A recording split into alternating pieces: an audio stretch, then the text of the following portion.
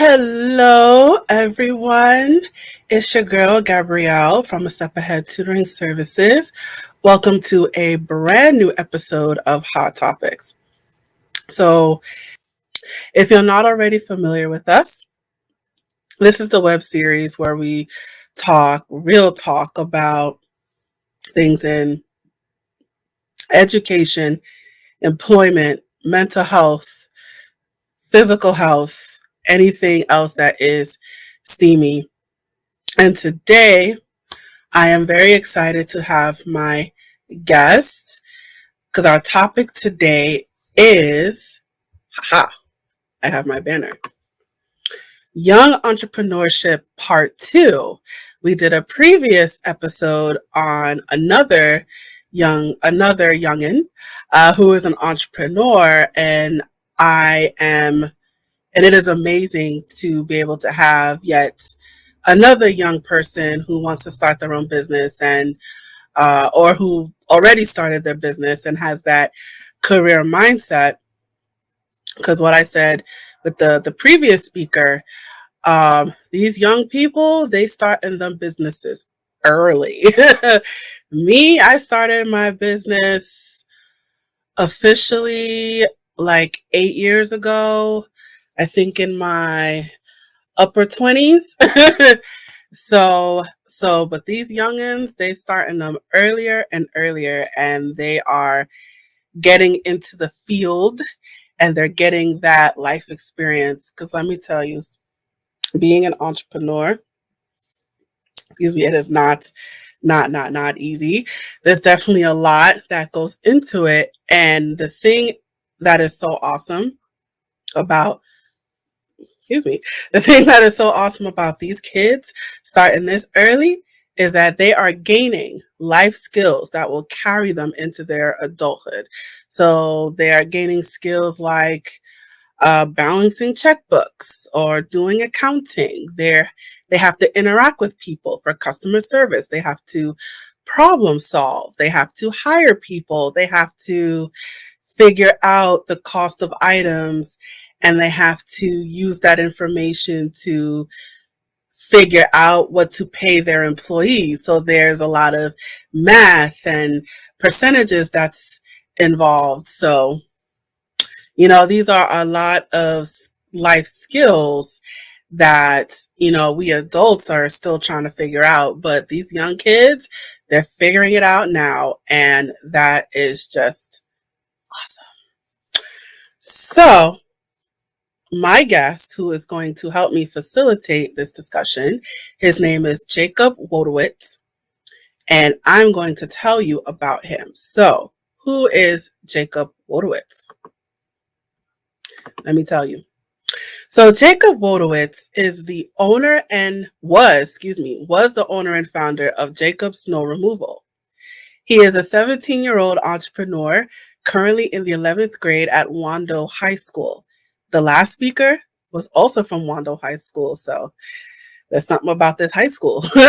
So Jacob Snow Removal offered residential and commercial snow shoveling and plowing. They held over 120 contracts, including some big name brands like Costco, Lululemon, TD Bank, and Target. Jacob Snow Removal grew to be one of the best and largest snow removal companies serving the North Shore of Long Island, New York. Jacob has since sold the business and moved on to the world of real estate investments. Awesome. So I'm going to bring Jacob to the stage. Hi, Jacob. How are you doing today? I'm good. How are you? Thank you for having me. Appreciate it. I'm excited for the interview. Of course. So I am very much looking forward to hearing from you. If you can go ahead and share your story about entrepreneurship, I'm going to pass the baton over to you. Sure. So, like I said, thank you for having me again. I appreciate it. I kind of got started with entrepreneurship, business, kind of that whole aspect of everything back in my 8th grade, 9th grade year of education. I got into that and kind of went full force with it. So as a kid, I was always going back and forth of what I wanted to do. I've always wanted to have my own business. I would go door to door and knock on the door and, ask to shovel people's driveways, when I was younger with my older brother, just kind of to make some extra cash here and there. And then I saw how profitable it was and how I could grow that and expand it to actually serve the rest of Long Island. We had a few instances where there wasn't enough snow removal companies out there that were actually servicing for shoveling and like residential properties. That was a major issue that I saw that I could fix and be able to profit from. So that's kind of where I really got the idea for started to create Jacob Snow Removal rather, and they kind of just went from there. Like Gabrielle stated, I started with learning how to deal with the money, the numbers, the employees, talking to customers, dealing with customer service, having a relationship with that customer to be able to answer questions, to go over a contract, to be able to share kind of what we did as a company with them, to be able to provide the best service we could, at the best rate that was worth it for the customer and the client and the client and the company itself, which was Jacob Snow Removal at the time. So I kind of went through that. I grew that. We got major contracts and phone calls. We were just overloaded. We grew to a crazy size. We were handling over 120 contracts. We had Costco, Lululemon, TD Bank, Bank of America. We had, big names like that we were just dealing with on a normal snowy basis. If it was to snow, they'd have certain things, certain areas of those properties of their businesses that they would like to have handled and have cleaned and cleared and salted and safe for their clientele, for themselves to be able to open and operate. Along with, we had residential places, communities, homes that needed to be cleared. We had a lot of elderly people who could not shovel themselves, and they needed to get out. They had to get to the airport, they had to get to work or whatnot. So we really had to prioritize who needed to leave first, and who was okay to have it come later in the day. We'd always give some sort of window from the end of the storm to when their property would be cleared, and within that, just trying to provide the best service to anyone and everyone who we came in contact with. I was with a crew that on our way to the next property, we got behind someone who got stuck in the snow in a minivan. So we got out and helped them out along with their way. They made their day and did something good and continued on. But other than that, that's kind of all encapsulated within entrepreneurship and kind of learning and creating and being a part of your community. I think that's major. Yes. Thank you so much for that. Of course. So as a youngin, you're running a business while in school. I can imagine that's a lot to balance. So can you talk about how you balanced running a business and going to school? Sure. Yeah, of course. So that I can say I tried. I don't think I ever was able to figure that out really. It was definitely a struggle. I was doing it on a daily basis, especially when there was a snowstorm, especially when I had phone calls and emails and requests coming in, text messages, and then dealing with employees, setting, plans and maps and, our plan for the storm and what we were going to get done. Yeah, definitely. That was a lot of work. And I kind of took that to be my job. Instead of letting other people do it, I kind of, focused on doing that myself. So that was definitely some extra work. And I think it kind of, at that point, school kind of just fit into where I could fit it in. Obviously, it's a major priority for me, school. So I didn't let that go to the wayside. But I definitely felt like during the specific storms and the times that we were really busy, school kind of went to the side. But having a balance of that, I think, is really important in the future. I think finding that balance, especially if it's going to be a long-term business, not just a seasonal one, or something that's not going to be every single day, or a product rather, you're going to find that balance is going to be a little bit easier to find because you're not overloaded every single day of the week. But I think whatever floats your boat at the end of the day, what you can make work and what makes your business successful along with your personal goals, whether it's school, personal goals for yourself that you have outside of, the workforce or whatever that may be, finding balance even for family as well. I think that's super important. And that's just something that you kind of feel is right when you're in the whole situation and you can find time for whatever is right for you. Awesome. So how did you operate your business? Did you do everything by yourself? So no, so I did a lot of the background kind of estimates, clientele service, customer service, reaching out, getting contracts and stuff, handled all the digital kind of background work. I mostly handled myself. I had some assistants, and then I had some employees who were going out to properties, who were plowing, who were shoveling, who were, transporting salt, who were transporting machines, whatever needed to be done. I mapped out every property, different areas of Long Island. We had crews assigned to each area, and we could easily bang out the properties that needed to be done in a timely manner.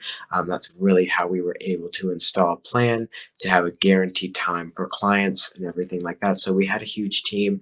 I'd say about 12 people in total, kind of working from the start to the end, in plowing, customer service, giving estimates. We kind of had people answering the phones. It was when we got super busy, especially for those heavy storms, answering voicemails, getting back to people who needed help, who needed to get out. I think that was the major part that we all kind of worked together. But for the background kind of digital stuff, I definitely worked on the number stuff. I handled mostly, yes, ma'am. So I'm wondering if how did you do in school in terms of keeping your grades up, turning in assignments, things like that? So did your business get in the way of fulfilling your obligations as a student? Sure. So I think in certain aspects, definitely, I got kind of overloaded with phone calls and emails and contracts that needed to be done and estimates that needed to be returned. Personally, I did not have an issue staying on top of school and being able to complete, assignments on time. My grades always have been, high and stayed high. I've really had personally no struggle with them dropping. I kind of just found my balance and I found what was important to me. So what did your parents say when you said, I want to start a business? What were your family's reaction? So, from the beginning, since I was so young, I feel like it was kind of a shock. But then moving forward, they were nothing but supportive and they were willing to help me, do whatever needed to be done. At that time, I could not drive yet. Now I can, but getting me to the properties to be able to give estimates, to reach out to customers, to do those kinds of things. I think yes, 100% they were supportive of me and my decision and what I wanted to do. So through those 2 years, definitely, I think that it's important to be able to, especially at such a young age, incorporate your parents, keep them in the loop of what's going on so they kind of have an idea and they can understand kind of the stressors that you're going through at a young age as well.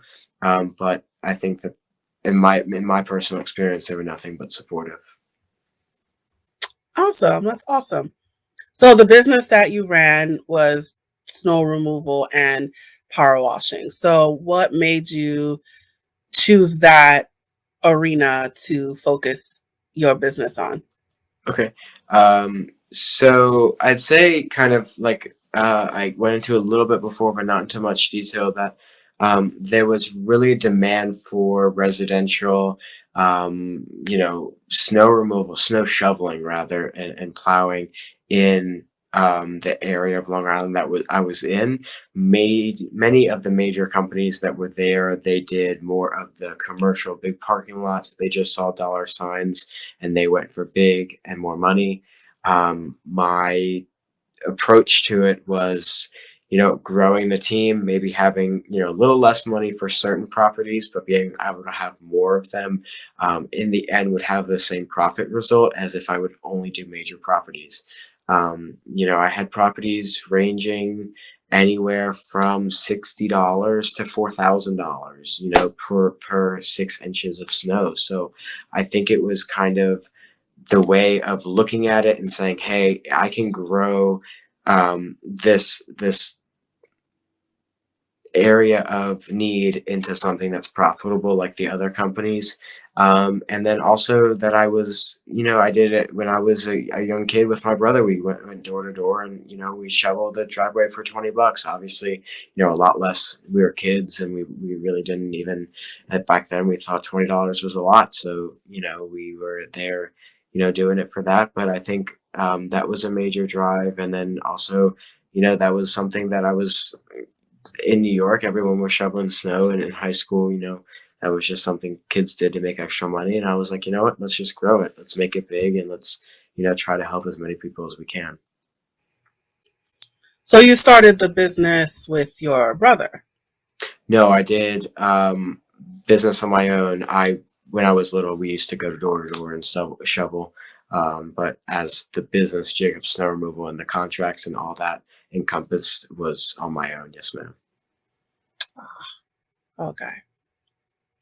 So I imagine that your customers, how did they interact with you directly, or was it with someone else? And what did they say about getting their services from someone your age?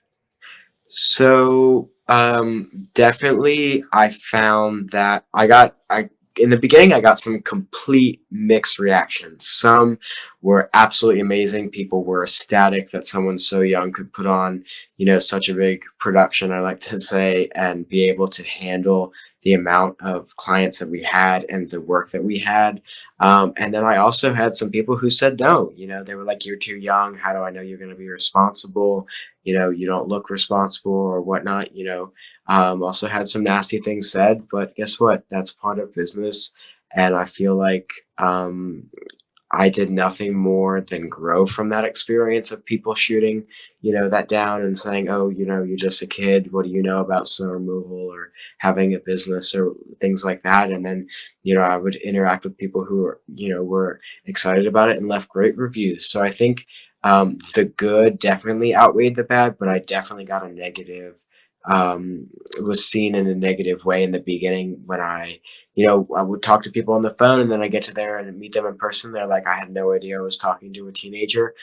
So that was kind of a weird kind of interaction there. But I think in general, we had definitely a positive view, and we had tons of clients who were thankful. And really the next season, I'd say we have at least a 40% increase of clientele calling, and they were all 100% customer clientele recommendations.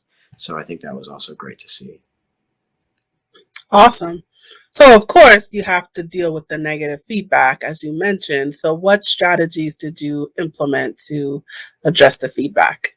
Sure. So I think the way I personally view the whole idea of customer service and dealing with a customer and having your own business is really to just understand where the customer is coming from, how they feel at the time, and what they want done about it. I feel like at the end of the day, you're making the customer happy. That's what you're there for. That's who you want to be happy. That's who you want to come back, and that's who you want to have, have a better day, have them have a good experience with your company. So I think really the end of the day was just making the customer happy, whether that was, refunding them their money for the one, mishap that happened, or even if in their eyes there was a mishap, instead of arguing back and forth, that one time just refunding the money and having that communication. I think that was always a positive. Or just figuring it out, or even instead of refunding it, just fixing the issue at hand. If that was, my driveway wasn't plowed correctly, get someone out there right away, even if it's shoveled, and just fix it, make it perfect, salted even, just to get rid of that extra slush that was there, and just make the customer happy, because at the end of the day, that's the best you can do. And I think that that's kind of the most important thing in the end, is as long as the customer is happy, then you can be happy with the product that you've been given. Hmm. So, would you recommend? Well, let me ask you this: what's the youngest age you think that anyone could start a business? Hmm.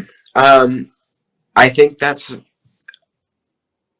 an open-ended question, because I think maturity comes at different ages, different levels. I think it also has a lot to do with, your life experiences.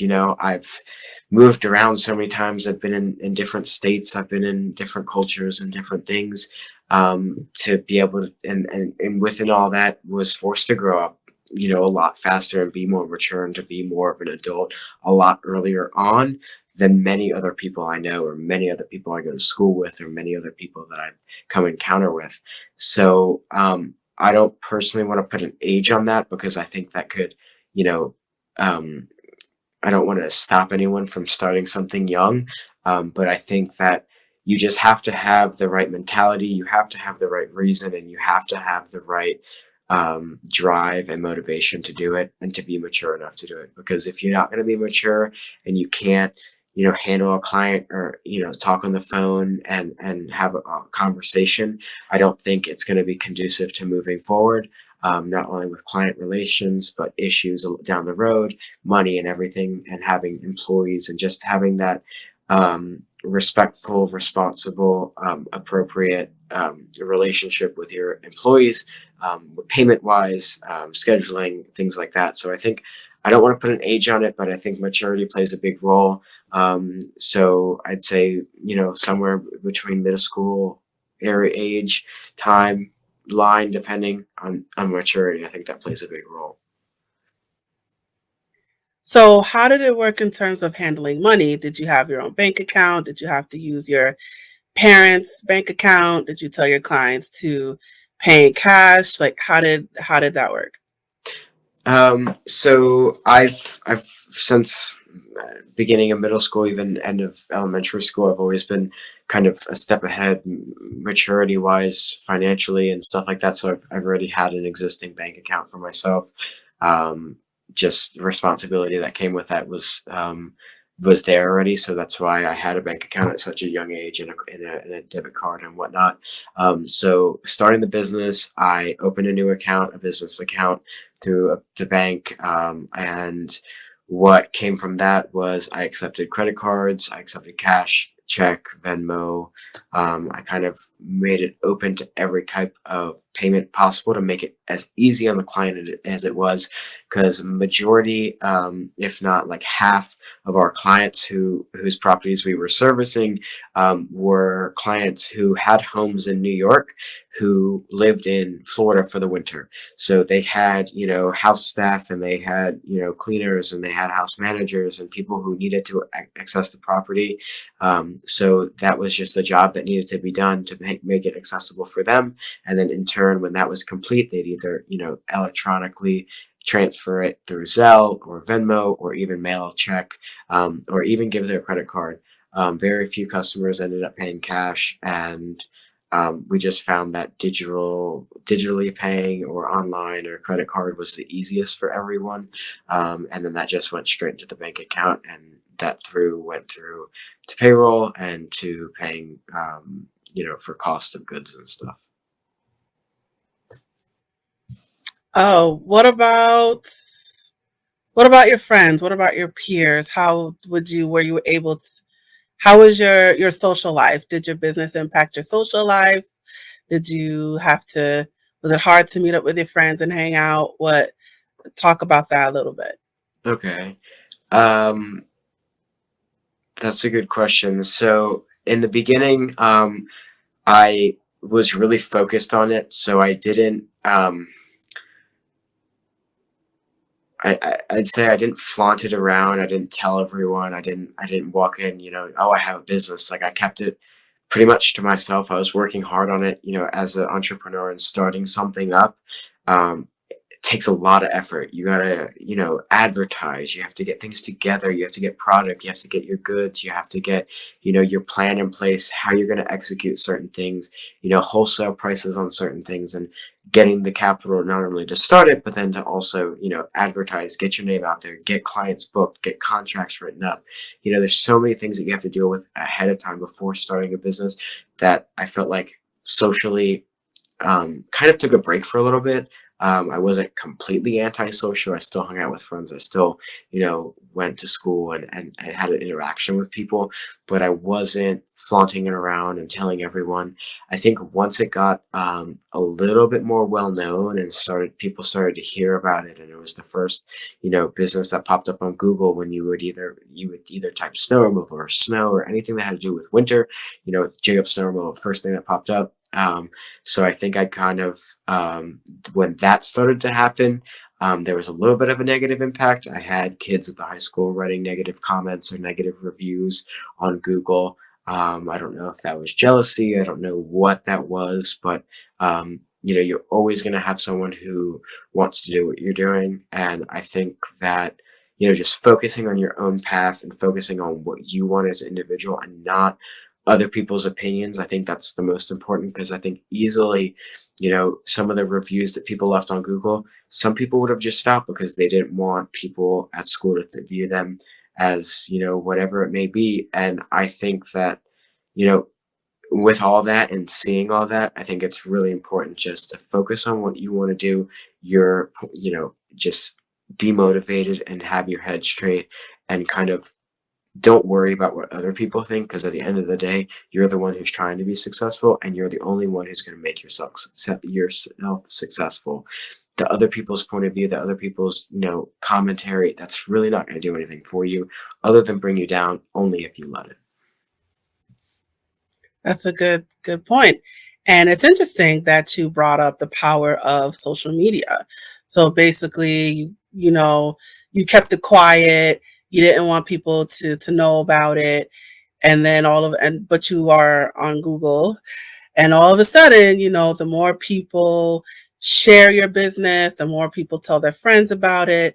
Of course, that's going to raise your ranking on Google and all that, because people are recommending you. And then somehow it's going to trickle into your personal life. So how, you know, can you talk about the impact of social media on your business? Sure. Um, so I think nowadays, definitely with the power of social media and what it does and how many people are on it, I think it's hard nowadays to really meet someone who does not have a social media account unless, you know, um, they don't have technology. But I think nowadays everyone's connected. Everyone at school we do school on computers now, and even in class, we're on computers. I think just social media in general has grown so big that honestly, you have to be careful, because people can say some stuff and it can really get back to your business. It can hurt you depending on what people say.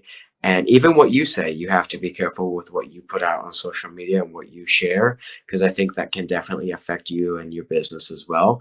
But I think staying neutral, staying, just plain Jane, kind of still expressing yourself, because I think that's important. But, staying on a neutral line and not going in any extreme way can really help you personally and benefit your business. And also, any arguments you may have or things, just try to settle it kind of in person in a one-on-one. Don't ever take anything on the social media, because that can just have a lasting effect, not only on you, your business, if you're going to college or whatever you're doing, your future jobs. I think nowadays social media is just so, it's important, but it's also so, it's scary and what it can do in the future. That's where I think, anything you post, just be careful, look at it, make sure that's really something that you want to be out there, because God only knows it can be saved, and it's going to be there forever. So I think in that sense, just be careful, be smart, and pay attention to really what you're posting, and your beliefs, and run with it, and stay motivated. Keep your head in the right space. How do you do that? How does one stay motivated? Um, Personally, I felt the motivation was kind of like the clients that just kept calling, the bigger and bigger we got. I think that was just like a Kickstarter motivation. I was just like super excited. I was stoked to have all these people calling and all these clientele ready to go. I had, I enjoyed the whole numbers aspect of it, and doing, storm reports at the end of the day, and changing everything up, and having, new employees and different teams working on different projects and different projects and clientele at the same time. I think that was super fun for me, and that kind of kept me motivated. And also the fact that I was helping people along the way. So I think that was a major motivation for me. Also, my future goal was it was in real estate investment, which I'm working on now. So I think creating the capital for that and seeing those numbers grow and stuff like that, I think that was also a major motivation, and being happy. I don't think that necessarily the money was all that was a part of it. I think that the experience, the interaction with customers, getting to know your community and helping people out, and also making people happy, whether it's a service, a product, any type of business, you're in the business to make people happy. You're in the business to make clients enjoy whatever kind of service or product that you're giving or selling or making. So I think that was also kind of really a major part of it, is that when you see happy clients, you kind of look back and say, wow, like I did that. That was something that our business did as a whole. And we're really proud to stand for that, and kind of support our community. So I think motivation is hard for some people, or in certain cases. You might not sell a lot in the beginning. You might not, get all these calls. You might have not have this many clients, but keep working at it. I think it's like anything else. The more you work at it, the more you learn, the better you're going to get. And honestly, the more you're going to grow. Awesome, awesome. Thank you so much for that. So now we're starting to wind down. So at this time, you have sold your business. So if you're comfortable, if you could talk about what made you decide to sell your business after all this time and effort that you put into it. Sure. So the major kind of kickstart of selling and moving forward from snow removal and everything like that was I moved to Charleston, South Carolina from New York. I kind of had a change in life and everything that happened there. So that was also a great point in time for me to look and say, hey, I've always wanted to be in the real estate investment game. I wanted to grow properties. I want to buy one, rent it out, and continue to and get more and more, and kind of create a passive income from that, along with more entrepreneurial things, and starting another business down the road. So I think that was kind of a great step to be able to, one, financially get out of that business and profit, and take those profits and then reinvest in a sense in myself and business in the future. But also, not being in New York kind of played a big role of not being able to kind of manage the way that I wanted to make my clients happy. I definitely tried to manage that in the first month or two. It worked out, but it didn't work to my liking and to our standards as a company. So I think in that sense, that's when I made the final decision to kind of just sell, and move on and get rid of those contracts, and as a whole, and kind of take that as, wow, like what we did in 2 years is astronomical. We grew the business. We had so much profit. We had so much community support, and taking that as a stepping stone into growing that bigger. I think it's important as a young adult or a young entrepreneur, or even an entrepreneur in general, to understand where your stepping stone stops and where the new one begins. I think it's important to see, and to grow, and to make money and to have that experience. But I think it's also important to understand that at a certain time, certain things are going to end and certain things are going to begin, like a new chapter. And I think that was the perfect time for me to kind of close that chapter of my first business.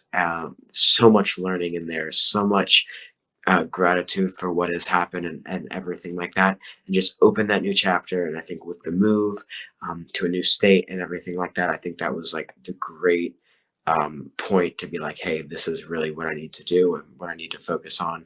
Also, with going into college in a year or so, I think that was also a way for me to focus on my junior year in high school, and kind of focus on college as well as working on the whole real estate side of everything and getting that together and moving forward.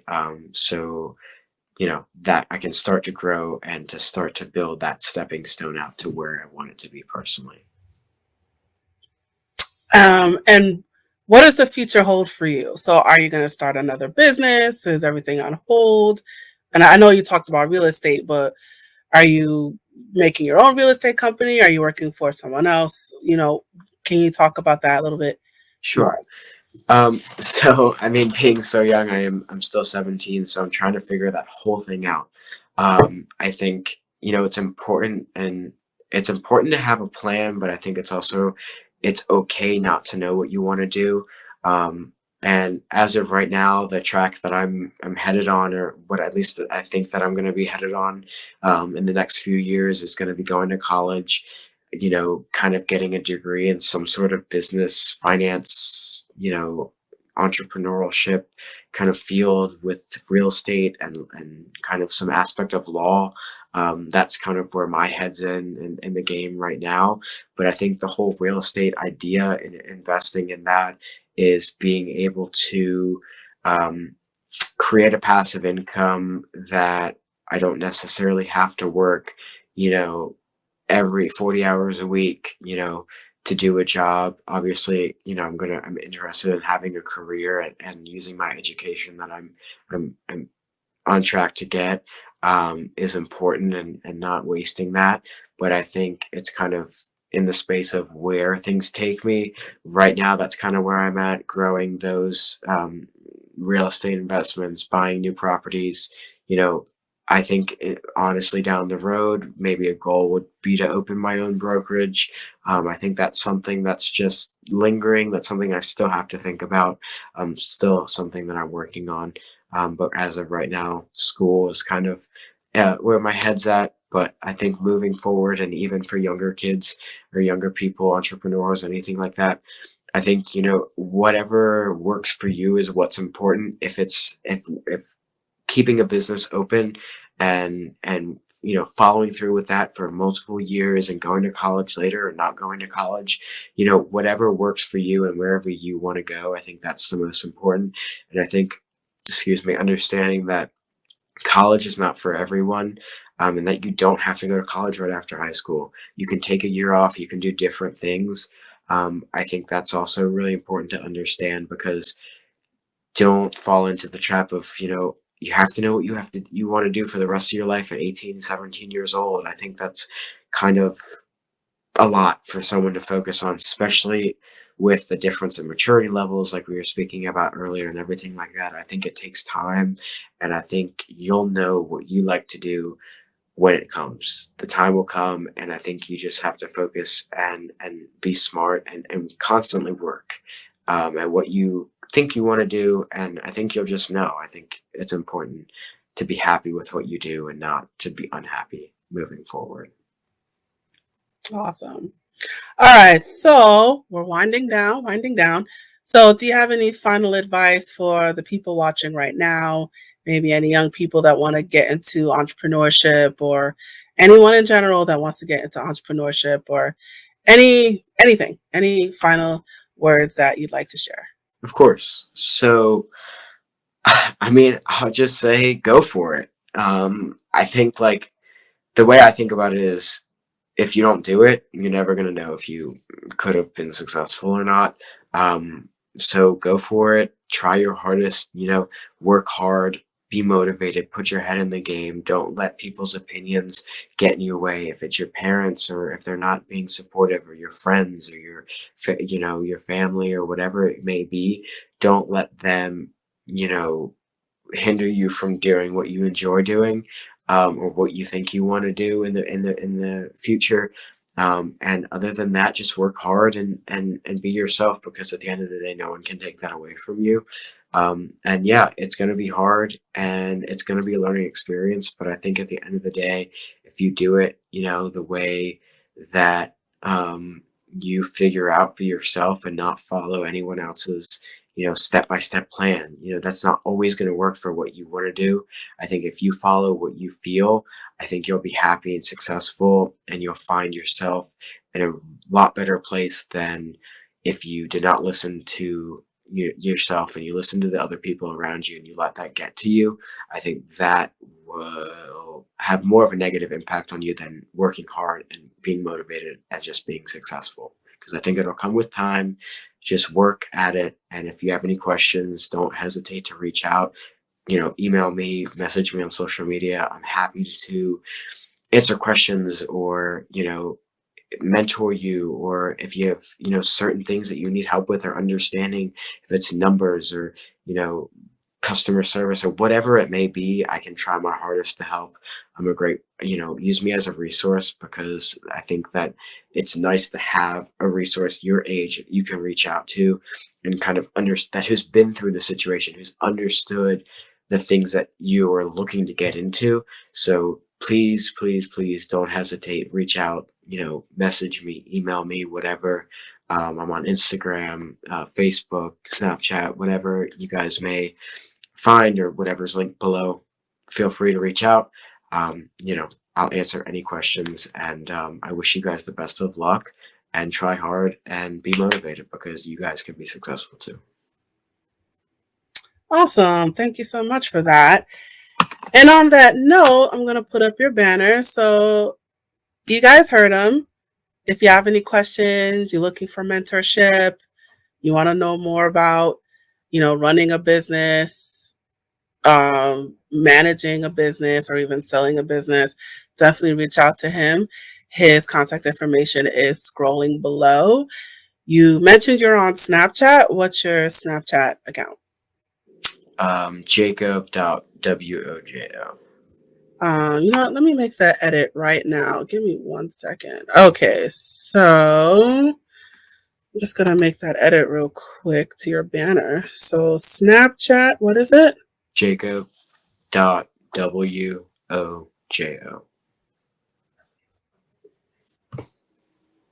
Fabulous.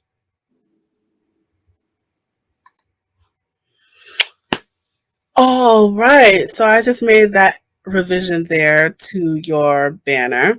So if you have any further questions, if you are, again, looking for mentorship, if you need advice, maybe you need a speaker for an event, Jacob is available. Feel free to reach out to him on social media, and you can also email him.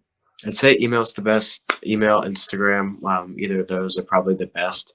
But I'm open. I'm here to help y'all. So I think it's good to have a good mentor and kind of resource available.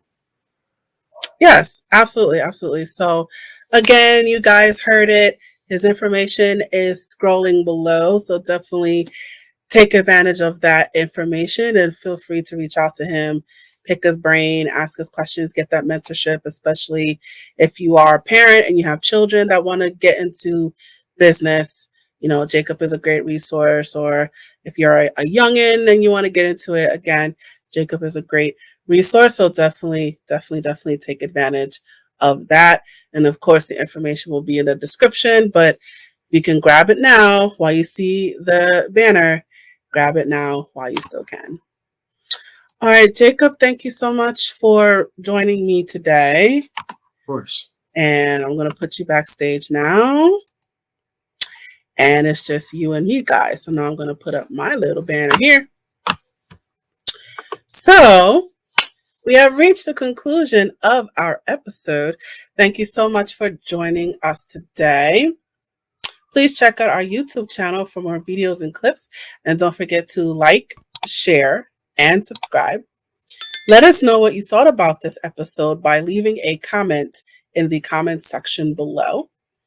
And if you would like to learn more about A Step Ahead Tutoring Services, you can follow us on our various social platforms, which you see scrolling below. And you can visit us online. Our website is www.astepaheadtutoringservices.com. And one last thing before I disappear. Just gonna make sure I have this ready to load. Haha, there we are. We are also seeking financial contributions to our crowdfunding campaign on ifundwomen.com. iFundWomen is the go-to funding marketplace for women-owned businesses and the people who want to support them with access to capital, coaching, and connections. So I am going to play a little video that will explain more about that. Hey there, have you heard of us? We're a small team of tutors here at A Step Ahead Tutoring Services. We believe that education and information should be accessible to everyone, regardless of income, race, or creed. We're dedicated to making this happen, but we need your help. Please consider donating to our crowdfunding campaign.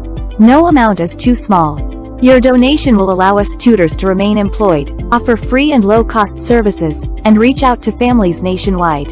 With your help, we can tackle the academic challenges of our students and the emotional, mental, and behavioral changes that result from these challenges. As a bonus, we can improve our communities in the process. Support us today. We're a for-profit company. Your donation may not be tax-deductible. Please consult a tax professional.